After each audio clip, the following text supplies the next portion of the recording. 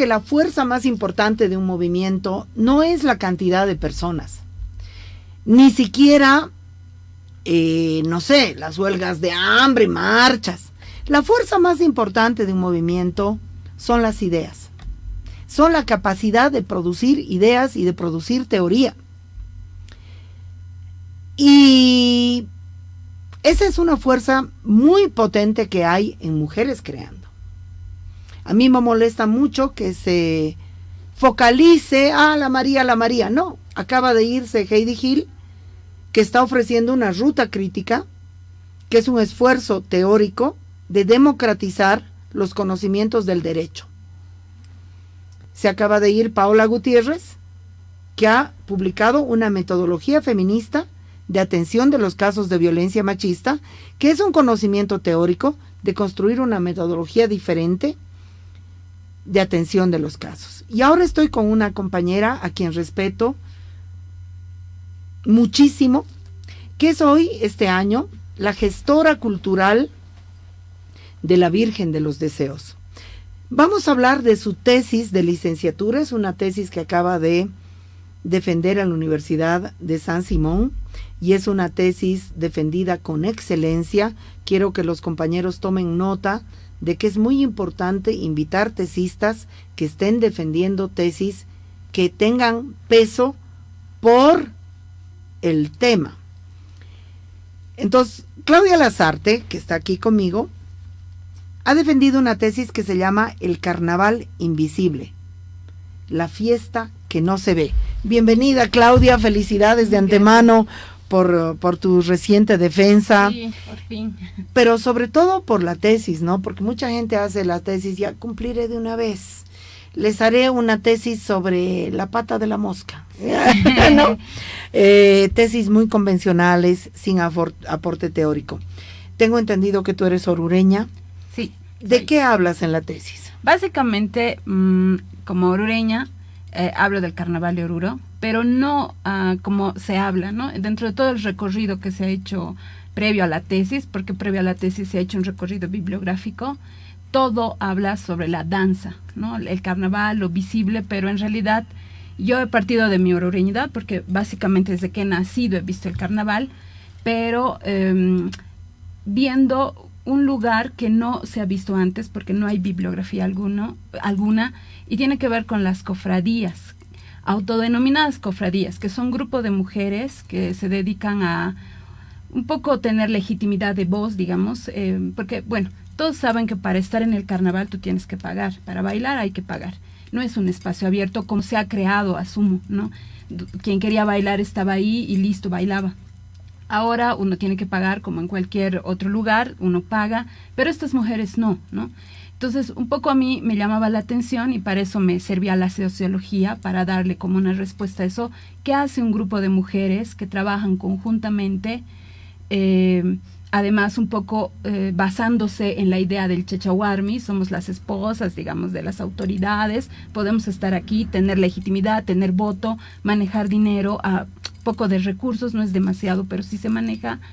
Y básicamente basándose también en esta idea de la relación deidad-virgen del socavón, y nosotros somos mujeres y como la Virgen del Socavón es mujer, podemos hablar, ¿no?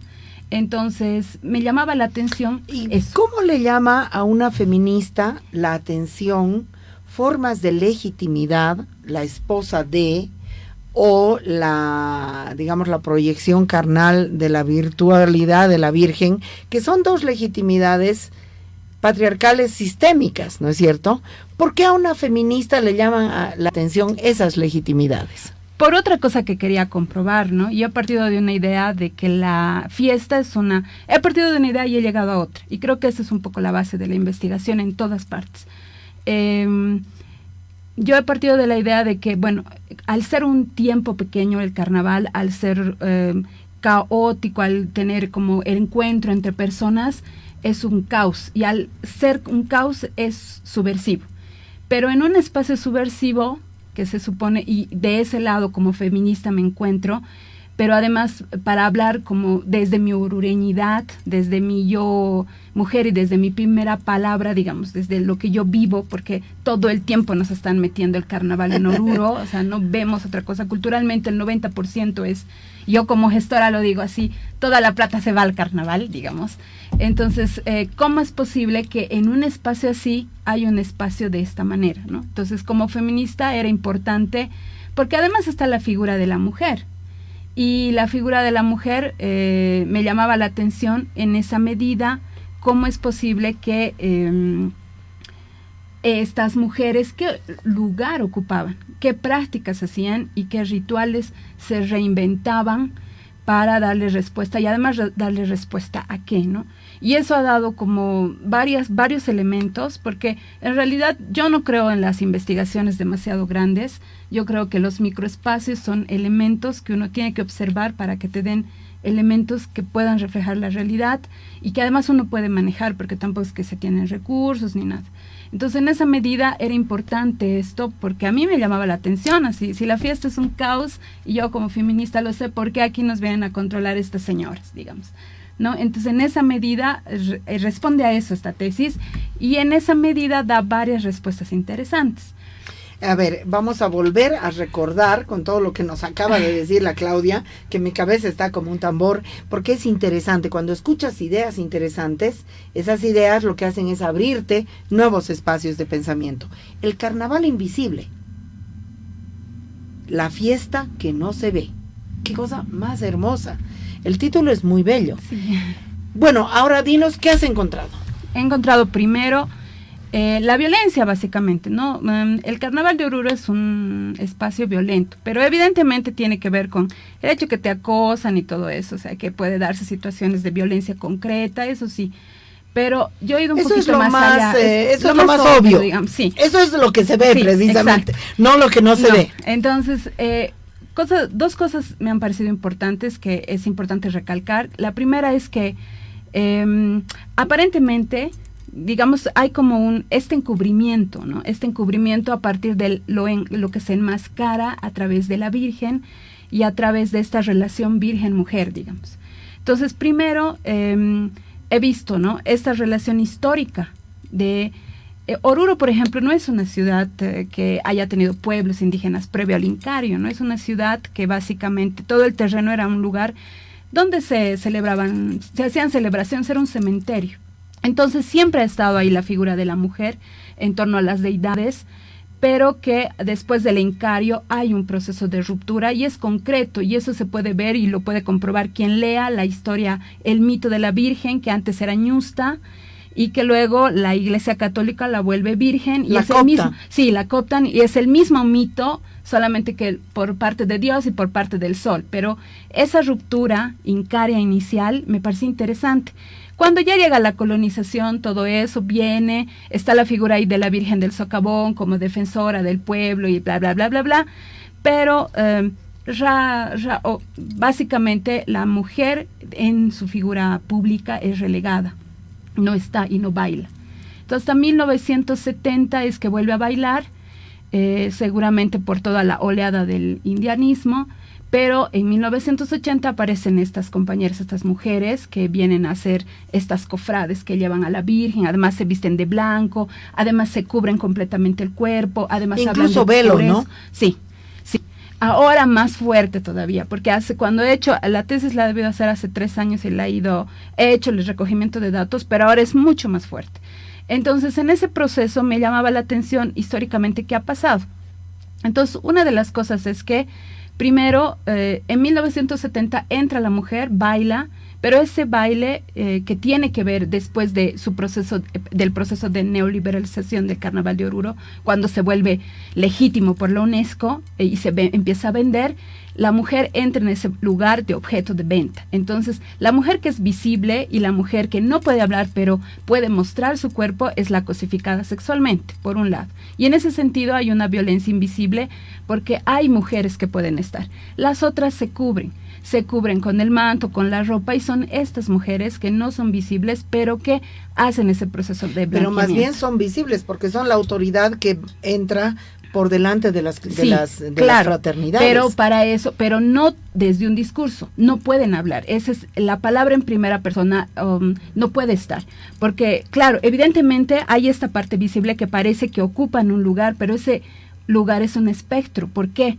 Porque ellas reproducen un discurso que es el de la iglesia. De hecho, eso les sirve para decir que, por ejemplo, mujeres divorciadas no pueden estar en las cofradías, mujeres madres solteras no pueden estar, o madres que no se han casado, o inclusive parejas concubinadas no pueden formar parte de ese espacio. Entonces, en esa medida son visibles, pero no por su propia voz, no porque hagan algo, sino porque reproducen un discurso el legítimo del religioso. Ahora yo te pregunto, ¿no? Porque a mí me interesa todo esto. Pensá tú todo lo que se ha hecho en Oruro cuando la Rilda Paco saca a la Virgen con las famosas calzas estas y los portaligas, y causa un revuelo esa intervención sobre ese ícono. ¿Tú crees que estas mujeres de las cofradías, que de alguna manera son conscientes, que están buscando un lugar de legitimidad, que es un resquicio, ¿no? Que es un resquicio. ¿Tú crees que estas mujeres son las mayores, llamémosle enemigas, pero no me gusta la palabra enemigas, las mayores son, digamos, la mayor resistencia contra mujeres feministas, claro, contra cambios en el lugar de las mujeres?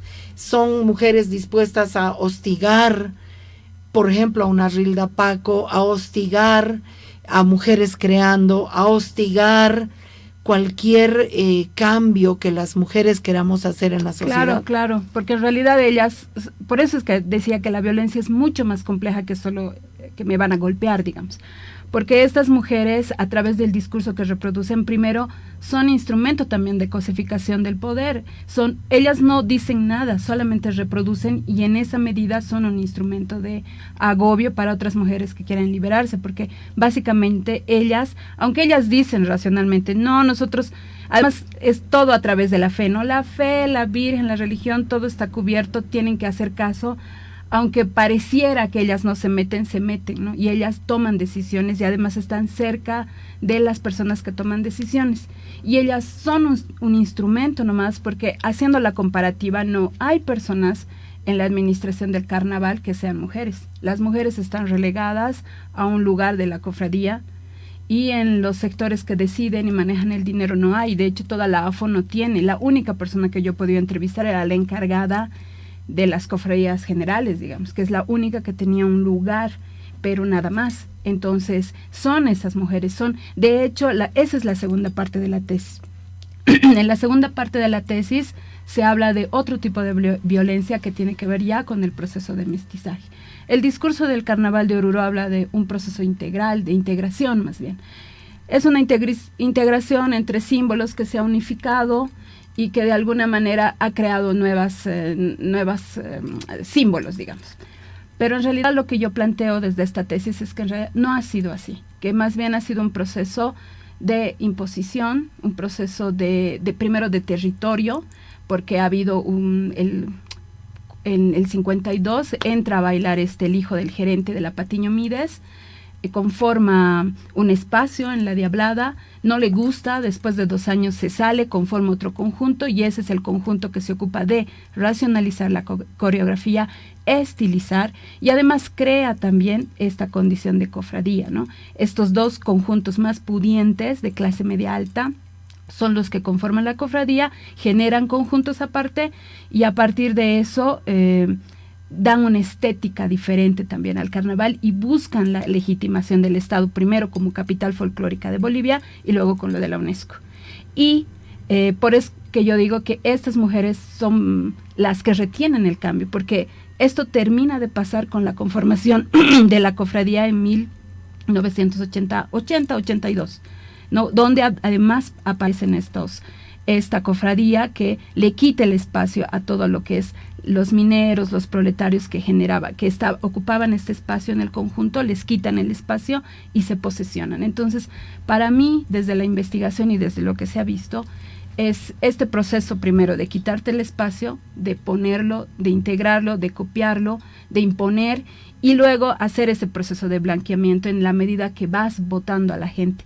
¿Por qué hablo del proceso de blanqueamiento? Porque ellas se han inventado un rito además, ¿no? Eso también me ha impresionado harto, por eso hablaba mucho del microespacio, porque ellas se inventan un rito que tiene que ver con el proceso de cambio de ropa de la Virgen. Y yo he ido con esa idea de ver la Virgen desnuda, ¿no? A ver qué puedo encontrar. Pero en realidad... Me encantaría, yo iría con cámara. Bueno, y en realidad es muy poco el tiempo que está sin ropa, ¿no? Pero en ese proceso de cambio entre que le ponen y le sacan, ellas se van vistiendo con la ropa, se van tocando con el cuerpo cada parte, joyas y ropa de la Virgen. De pronto no significa nada más el hecho de la suerte y todo eso que ellas le ponen, pero es un rito que lo realizan entre mujeres. Pero de pronto cuando ya ves concreta la cofradía en el carnaval, ellas son las blancas de la situación, ¿no? Todo el contraste, el color que tiene el carnaval, contrasta con toda la pureza de las que hablan y cómo se visten. Entonces, para mí ese ha sido un proceso de blanqueamiento que de pronto empieza quitándote el espacio, luego va quitando y imponiendo las situaciones, porque es una imposición básicamente de este conjunto que va poniendo las cosas, va ordenando cómo se hacen, y luego termina poniendo su instrumento de disciplina, que son estas mujeres, blanqueadas además, ¿no? ¿Por qué blanqueadas? ¿Por qué usan el blanco? El blanco, sí, exacto. No, evidentemente. Purificadas sí, en realidad. Además, porque son mujeres muy morenas. Claro. Nosotras conocemos a la mamá de una chica que ahora está en una ONG, pero que fue de Mujeres Creando, y bueno, es una mujer morena, pero es una de esas. Pero se supone que la base del carnaval es el disfraz, y de hecho del carnaval de Oruro es el disfraz, porque la relación de febrero en el carnaval de Oruro tiene que ver con el 10 de febrero, donde se disfrazan los mestizos, los criollos, para esconderse de los indígenas que los quieren matar, ¿no? Y hay una cuestión histórica de esto. Entonces, la base del carnaval es este disfraz de ponerse. Entonces, en esa medida donde todos se disfrazan, ellas también se disfrazan de blanco, y ellas hacen concreto este blanco desde este disfraz. Ellas se disfrazan de santas, sí, de puras. De puras. Pero entonces tú hablas del blanqueamiento como pureza, no estás hablando del blanqueamiento como acceso a la élite blanca. Yo no creo que ya sea necesario, porque de hecho yo creo que la élite blanca ha cooptado todo el espacio, y de hecho todo el espacio del carnaval es ya aparte. Yo no creo que en este momento haya debe haber espacios todavía, ¿no? De conjuntos. Pero por mucho más ejemplo, populares. las cofradías también están integradas por mujeres, digamos, de la tradición orureña, que son morenas. Claro, pero en realidad el color no es un proceso tan... el color es el color, pero no es un proceso, es un proceso también subjetivo, pues, no es un proceso, y por eso es que a mí me llamaba la atención cómo se cubren el cuerpo, enmascaran el cuerpo, no se pueden maquillar, porque también lo hacen las otras compañeras, ¿no? Hay una cuestión de maquillarse, y todas tienen que ser blancas y rubias para bailar, no es que se ensalza la morenés, pero básicamente ellas son representantes de la Virgen Morena, pero enmascaradas de lo blanco, ¿no? Y eso yo lo he relacionado con el blanqueamiento. Eso es análisis sociológico, lo demás es chiste. Esta mujer me está rompiendo la cabeza. El carnaval invisible, la fiesta que no se ve. Tesis en sociología, sí, en la Universidad Mayor de San Simón. Exacto. De Claudia Lazarte. Ella es la gestora hoy cultural de la Virgen de los Deseos, feminista de pura cepa y orureña. Y es que las feministas vamos arrasando con todo, somos unas máquinas topadoras. Yo me pregunto esto, Claudia, ¿cómo recibirían tu tesis en Oruro? Ay, no ¿Tú sé. podrías hacer una conferencia en Oruro y explicar esto a Oruro sin que te agarren a tomatazos? No, porque básicamente la fiesta, por eso es que llego de una conclusión y voy para otra. La fiesta no necesariamente es un espacio de insurgencia, digamos, ¿no? De rebeldía. También la fiesta es un espacio de subordinación, básicamente, ¿no? Y en realidad esto parece que es el Carnaval de Oruro, es una fiesta que legitima las estructuras de poder. Y si planteamos que hay un encubrimiento del cuerpo, hay una cosificación del cuerpo que genera violencia, que en realidad el mestizaje no es un proceso tan de integración, sino de imposición de élite sobre el que no puede hablar, en realidad plantea nomás que es una sociedad clasista, racista, machista, y que jamás se va a poder el carnaval hablar. de alguna manera funciona como soldadura para todas esas estructuras, claro que sí. Y las mujeres son la soldadura principal. Sí, exacto. Entonces es imposible poder tener, por lo menos ahora, espacios de diálogo, porque ahora, y bueno, la gente de Oruro que está escuchando, y los que de La Paz, porque en realidad La Paz vuela cuando es carnaval. Y Cochabamba también. Cochabamba también, entonces. Cochabamba en realidad funciona como blanqueamiento también, porque los blanquitos de Cochabamba, van a bailar de allá. la clase media blanca o blanqueada o clase media alta, o sea, el Carnaval de Oruro es su vitrina de clase. Claro, de todas las élites. De hecho, por eso es que diferencian dónde bailan, ¿no? Hay gente que baila, sí, en el Carnaval de Oruro y te dicen, ¿no? Yo puedo bailar ahí, pero en estas otras cosas no, digamos. Entonces, básicamente, sí, por eso es que es imposible. Yo creo que en este momento, por eso me he explicado y me he respondido por qué es tan fuerte la injerencia de la Iglesia en cualquier decisión que tome Oruro, porque hay tanta presencia y porque se ha popularizado ahora el 2 de febrero como una situación de procesión desde las 2 de la tarde, ¿no? Que todo el mundo sale con velitas y a llorar, digamos, a pedir perdón no sé de qué, o a pedir fe no sé de qué. O sea, yo por fin me he podido, digamos, dar claridad de esto como orureña también, porque yo soy atravesada por todo lo que es el discurso de fe, el discurso de la Virgen, el discurso de la sacralización del carnaval y la importancia que tiene en mi identidad también como orureña, ¿no? Desde ese lado yo me he respondido. De hecho, yo ya, desde que he hecho la tesis, ya no he podido ni bailar, así, porque me cuestiono en qué medida también mis propias cuestiones están metidas en esa situación, porque el carnaval legitima todo eso y es una sociedad que por lo menos por ahora no puede hablar de estas cosas, ¿no? O sea, es imposible poder hablar del carnaval y cuestionarlo. Pero a ver, Claudia, yo en eso no estoy tan de acuerdo, porque si tú las puedes pensar, las puedes hablar. Ah, sí, claro. Una cosa es que, además, no solamente las puedes pensar, las puedes investigar, te sacas una nota alta, las puedes organizar, y si no las puedes hablar es porque no estás dispuesta a pagar el costo de lo que este discurso supone en Oruro. No, sí estamos, solamente que esperamos que se dé.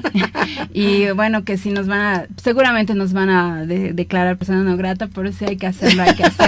Exiliarse. Sí, más que exiliarse, hay que estar ahí, ¿no? Porque lo triste es que, digamos, que la carrera de antropología que está ahí no ha podido hacer ese tipo de análisis de cualquier lado, ¿no? Y en realidad eso es un llamamiento a la investigación. Claro, porque en realidad los compañeros, las compañeras que han ido haciendo investigación, tú que has revisado bibliografía, se han dedicado a la exaltación del carnaval por un lado y por el otro. ¿Sí o no? Sí, en realidad es legitimado. Y han invisibilizado un montón de fenómenos que están sucediendo en el carnaval y que desde una gradería las puedes ver. Claro. Porque hay elementos. Yo, por ejemplo, me he ido al carnaval. ¿Saben dónde me he ido? Me he ido a toda esa calle que hay donde las chicas se maquillan. Y hay toldos de maquillaje. Y esos toldos para maquillarte y peinarte son toldos de blanqueamiento, ¿sí o no? Claro, también. Blanqueamiento de la piel. Claro, también. No, hay diferentes formas. De barbificación. No, pero es que además es que te ponen el polvo para que salgas blanquita. Y te dicen, de aquí vas a salir blanca. Claro. Entras morena, sales blanca. Claro, yo te vendo eso. Y las compañeras te venden, te ponen así, aunque sea estuco, pero sales blanca. Sales. Porque tampoco podrías bailar si no fueras así, ¿no? O sea, si eres figura, tienes que tener una estética específica. ¿Cuál es la estética de una figura? La estética de la figura es que seas alta, delgada, cuerpo barbificada. De modelo, Barbie, de ojos claros. La Janine Áñez, barbificada. Eso, la barbificación de las mujeres dentro del folclore boliviano es intensa, y la barbificación de las cholas también. Claro, porque tienen toda, o sea, en la ropa y en la estética de cómo se presentan, ¿no? Yo me llamaba la atención a mis compañeros cuando yo bailaba, siempre así, se ponían ojos azules. Y yo decía, por ejemplo, nosotros no somos así, digamos, ¿no? Nosotros bailemos nomás como somos. Además, yo no creía en tanto en la estilización tampoco de la danza, pero hay todo ese proceso, ¿no? Que en realidad lo empieza Oruro, lo sigue Oruro, lo empieza una parte, tampoco es que todo el carnaval, pero ahora sí ya, todo el carnaval ha entrado en ese ritmo, porque además tiene esas etapas, ¿no? Primero esta integración del 52, luego la capitalía, y luego la UNESCO ha sido lo peor que yo creo le ha pasado. Entonces, ¿cuál sería? A ver, una síntesis de la cronología de la neoliberalización del Carnaval de Oruro. Es el 52, es un elemento importante porque ahí entran las élites a bailar. Antes de eso no bailaban. Luego viene todo lo que... Cuando llamas élites, ¿de qué estás hablando? Estoy hablando de la clase media alta, ¿no? Estoy hablando de los gerentes, de los hijos de los gerentes, de todo el extranjero blanco también que se ha quedado a trabajar por la minería, y esa gente ingresa y racionaliza el carnaval. Segundo sería la situación de la capitalía. Para mí, ¿cuándo? Creo que es en 1990, es en los años 90. Porque antes, previo, inclusive hay una cuestión del reconocimiento de Banzer, ¿no? Que lo reconoce como capital folclórica, eso es previo a la capitalía, pero es así como, a mí me parece vergonzoso. Pero bueno, hay una resolución, pero después se da la capitalía en los años 90, cuando se declara la capitalía, se legitima por el Estado, y la última, la neoliberalización, y ya cuando es producto de venta, es la UNESCO, cuando la declara patrimonio. UNESCO en términos de Radio Deseo. Patrimonio oral intangible de la humanidad, ¿no? Que a mí sí me parece que es lo peor que le ha pasado. No creo solo a mí, porque hay una filosofía, hay una sociología también bien del pueblo, ¿no? Y la gente también, los orureños lo saben, ¿no? Siempre se dice, el carnaval ya no es para los orureños, porque los orureños trabajan, se generan diferentes formas de trabajar, ¿no? En ese momento, que está en ebullición, digamos. Después la gente se externa y no es inaccesible. Los últimos años ha sido inaccesible, inclusive en graderías, ¿no? Entonces... y esa es como la última etapa, ¿no? Y ahora está en eso, como en cómo va a ser vendida, y ahí ya todo se ha modificado, pero eso también nos deja ver cómo está también la sociedad, ¿no? Estamos hablando con Claudia Lasarte, socióloga, ha leído su tesis, no me interesa a mí hablar de notas, pero full aplauso, calificaciones muy importantes, su tesis interesantísima, El Carnaval Invisible, la fiesta que no se ve. Ella es feminista, es orureña, es integrante de Mujeres Creando, a mucha honra para nosotras, porque es una mujer que sabe lo que está haciendo. Hermana, ¿cuáles son tus conclusiones principales?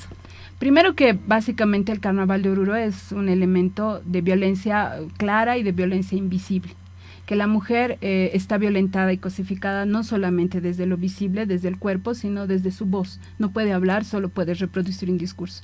Y segundo, que el proceso de mestización que se da desde el folclore, que siempre se ha pensado en un proceso de integración mucho menos violento y homogéneo, no, es un proceso violento, homogéneo, de imposición de territorio, donde se usurpan los espacios, los símbolos, se los modifica, se los racionaliza, y finalmente se usurpa completamente y se pone otro nombre, ¿no? Y donde siempre el otro, que es que puede ser el proletario, el indígena, el minero, en este caso las mujeres principalmente, son las que son utilizadas, cosificadas y luego echadas de estos espacios que se crean, ¿no? Eso es en general la tesis. Pero ¿qué pasa si una macha caporal te dice, no, mentira, ¿cuál que no puede hablar? Yo salto, pateo y soy el boom, porque además todo el mundo se aplauden cuando entran las machas caporales, hay cierta euforia.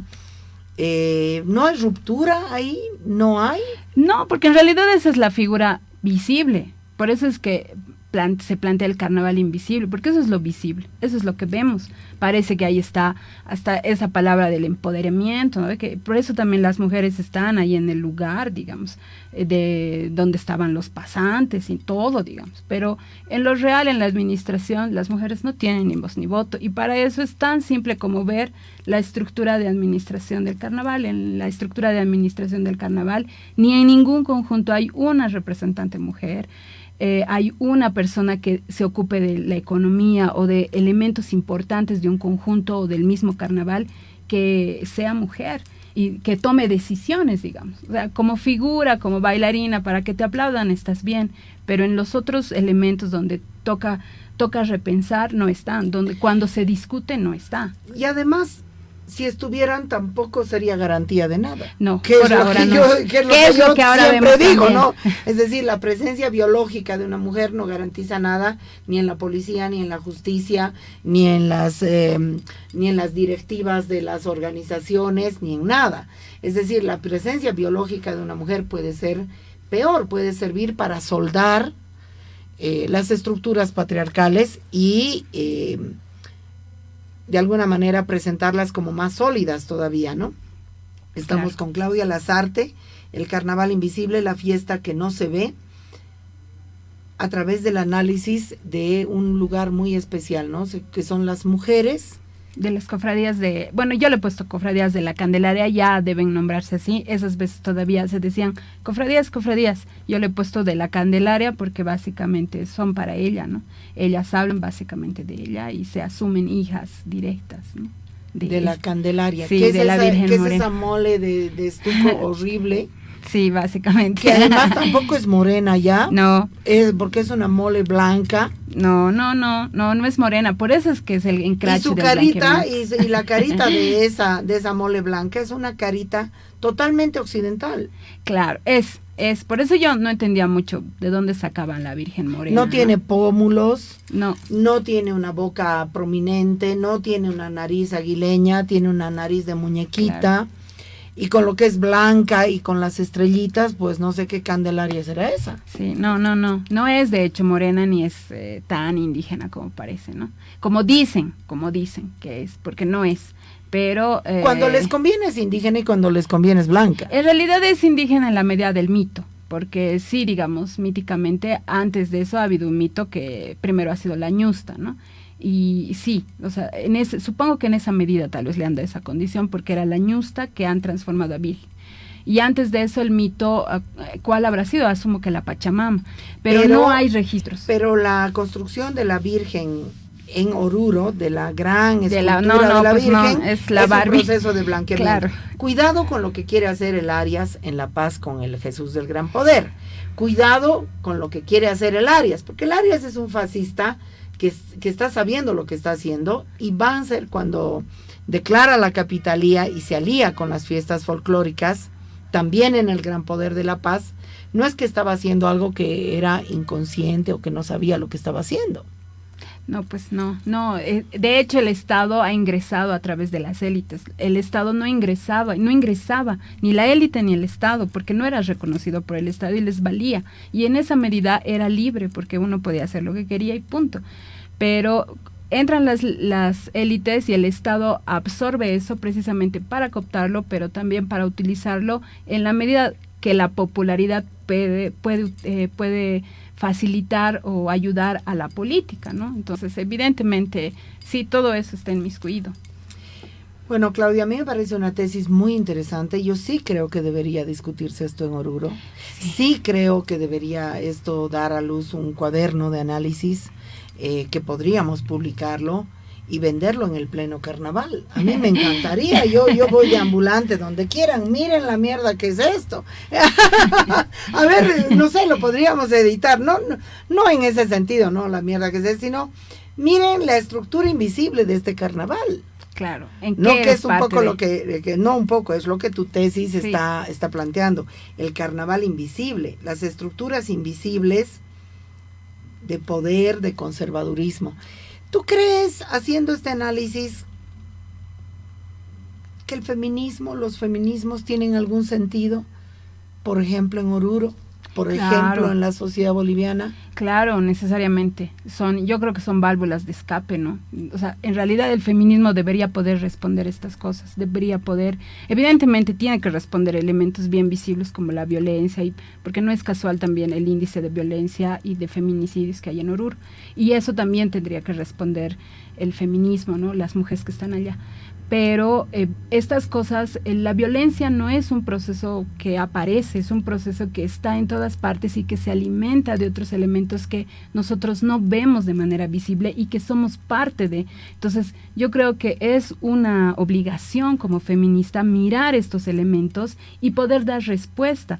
De hecho, como sociólogo también deberíamos poder utilizar la investigación como instrumento para poder cuestionar estos elementos. Y a ver, tener a solidez. esas beatas de las cofradías les digo, ¿están de acuerdo con el feminicidio, sí o no?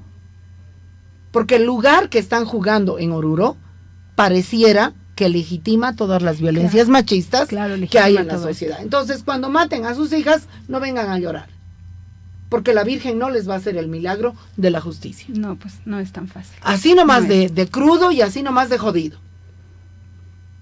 Porque nosotras hemos tenido relación con una chica asesinada de un personaje orureño, vinculado con estas cofradías.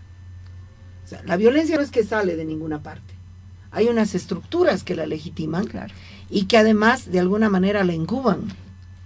Claro, la cubren, la incuban, y además nosotros somos parte. Si no nos damos cuenta, somos partes. Yo cuántos años he bailado y además he estado y he visto, y nada, he sido parte, ¿no? Me he cuestionado en ese proceso, pero nada. Pero yo me pregunto, parte. Claudia, ¿cuál es la estrategia?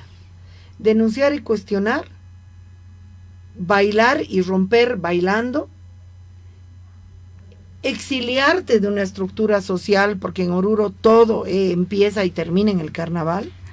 Yo me sigo preguntando sobre la estrategia política y cultural válida y artística válida para hacer lo que se hace. Por ejemplo, a Rilda nosotras le hemos apoyado, y yo creo que su estrategia, tengo entendido que ella no es orureña, creo que su estrategia ha sido legítima. Claro. ¿No? De hecho, tenemos a la Virgen del Socavón en tanga, o esto que en Portaligas, aquí en la Virgen de los Deseos.